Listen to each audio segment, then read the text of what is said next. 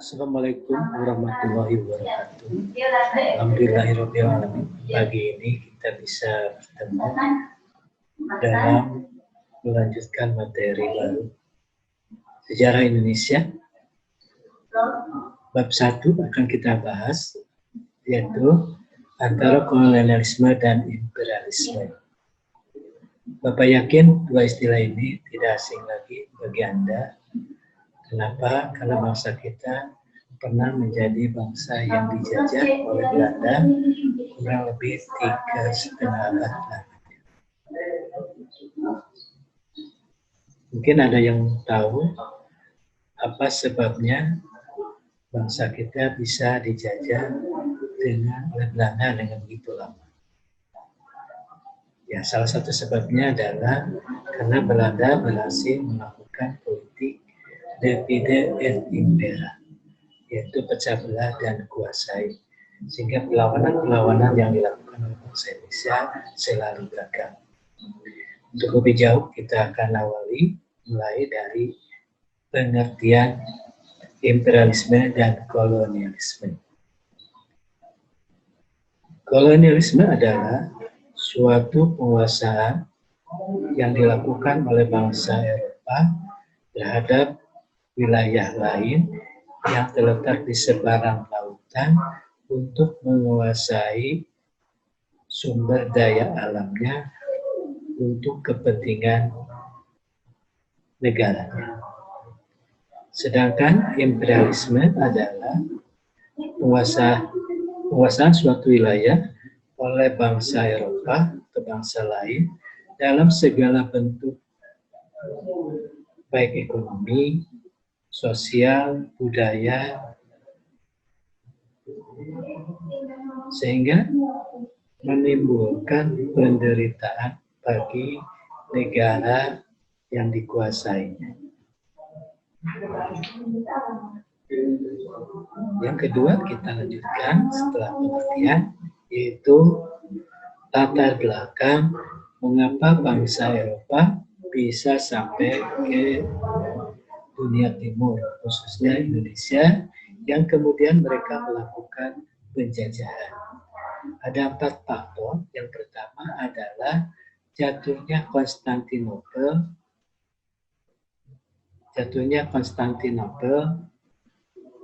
ke tangan Turki.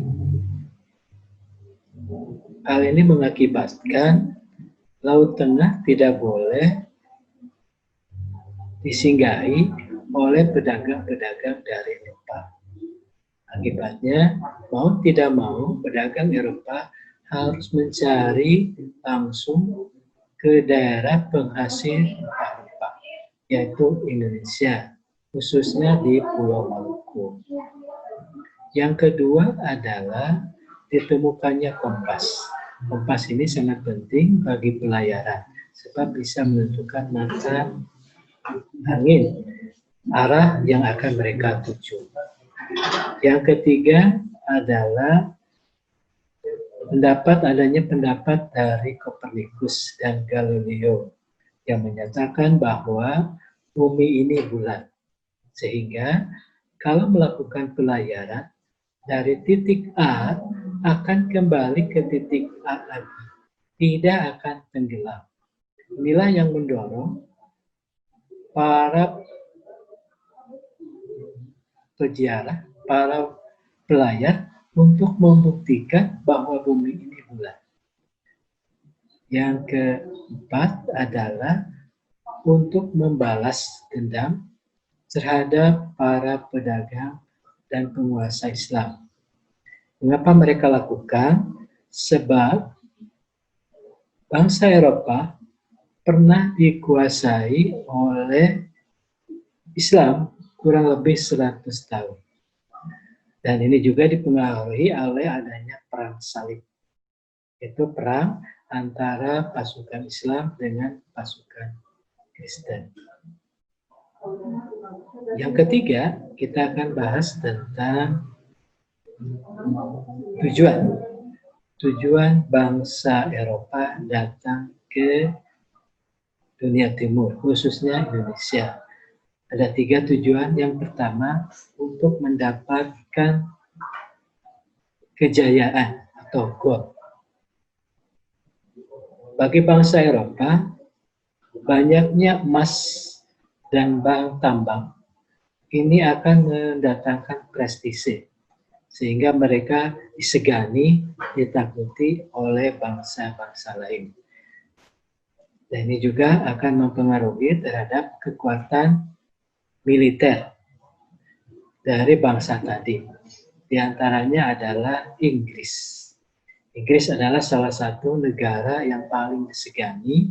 Kenapa? Karena memiliki angkatan laut yang kuat, sehingga mampu untuk menguasai wilayah yang sangat luas, khususnya di negara Asia, Afrika, dan Amerika.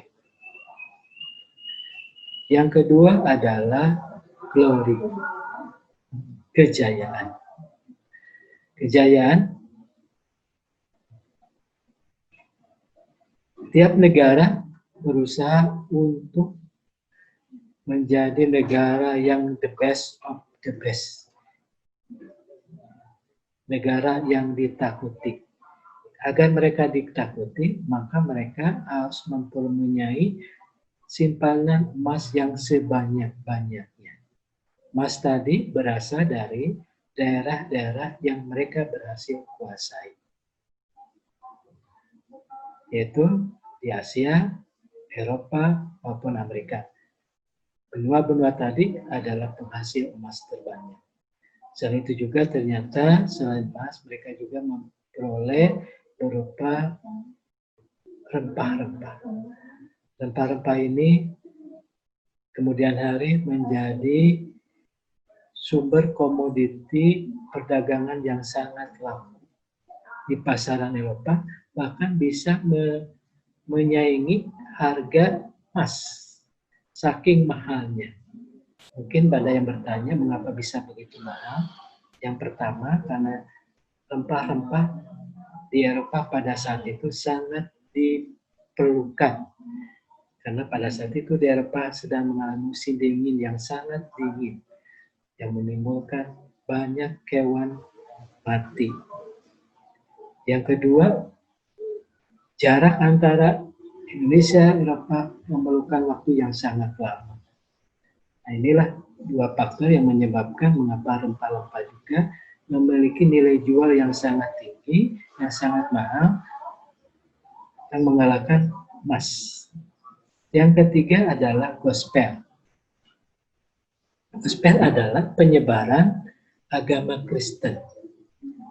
Bangsa Eropa melakukan penyebaran agama Kristen, khususnya ke Indonesia, kalau di Indonesia di Maluku, karena pada saat itu di Indonesia sebenarnya sudah ada yang menganut agama Hindu, agama Buddha, tapi mereka menyebarkannya karena menganggap bahwa agama Kristen boleh disebarkan kepada siapa saja dan itu sesuai dengan keyakinannya. Itu yang ketiga dari tujuan. Sedangkan dampaknya dari imperialisme ada 4. Yang pertama adalah munculnya hegemoni. Hegemoni dari negara-negara Eropa untuk menguasai Asia, khususnya Indonesia. Mereka ingin menjadi yang pertama. Ini menimbulkan persaingan antar negara-negara Eropa. Bahkan menimbulkan perang antar negara Eropa dalam rangka mempertahankan hegemoninya. Yang kedua adalah munculnya perlawanan. Perlawanan dari rakyat yang dijajah. Mengapa mereka melakukan perlawanan? Sebab penjajahan dapat menimbulkan penderitaan. Banyak di antara mereka yang mati kelaparan. Yang ketiga adalah dampaknya adanya monopoli perdagangan. Monopoli perdagangan ini sangat merugikan bagi petani penghasil rempah-rempah. Mereka tidak lagi bisa menjual barang-barangnya dengan harga baik. mereka menjual dengan harga murah. Karena harga tadi sudah ditentukan oleh penjajah. Dalam hal ini adalah Belanda. Yang ketiga, dampak dari imperialisme dan kolonialisme adalah dalam bidang sosiokultural. Bangsa kita merasa bahwa bangsa Belanda adalah bangsa yang the best of the best, yang sulit dikalahkan. Karena memang secara fisik maupun intelektual mereka lebih unggul. Ditambah dengan kemampuan dalam bidang militer. Nah, anggapan tadi menimbulkan bangsa kita selalu berada dalam bayang-bayang penjajahan Belanda dan sulit untuk lepas dari Belanda tadi. Nah, apa akan simpulkan dari materi awal, dari mulai awal pengertian sampai dampak, itu bahwa kolonialisme dan imperialisme adalah dua istilah yang hampir sama dengan penjajahan. Penjajahan yang dilakukan di Indonesia dilakukan diantaranya oleh Belanda, Inggris, dan Portugis. Mereka datang ke Indonesia tidak dengan sendirinya. Mereka didorong oleh jatuhnya Konstantinopel, ditemukannya kompas, lalu juga pernyataan bahwa bumi bulat, serta ingin membalas dendam. Kemudian dari kedatangannya tadi, memang mulanya mereka ingin berdagang, ingin melakukan penjelajahan, tetapi kemudian berubah menjadi penjajahan setelah ternyata dengan melakukan penjajahan, keuntungan yang mereka raih lebih banyak, lebih cepat, lebih menguntungkan. Mereka tidak peduli apakah bangsa yang dijajahnya menderita atau tidak. Yang penting dari negara yang dijajah tadi bisa mendatangkan keuntungan yang berlipat-lipat. Dan ini juga yang mendorong bangsa Indonesia khususnya timbul perlawanan di mana-mana.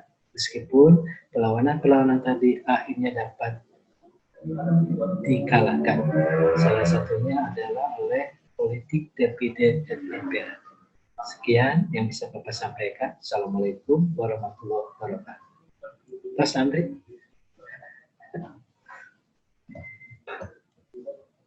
Sini tidak.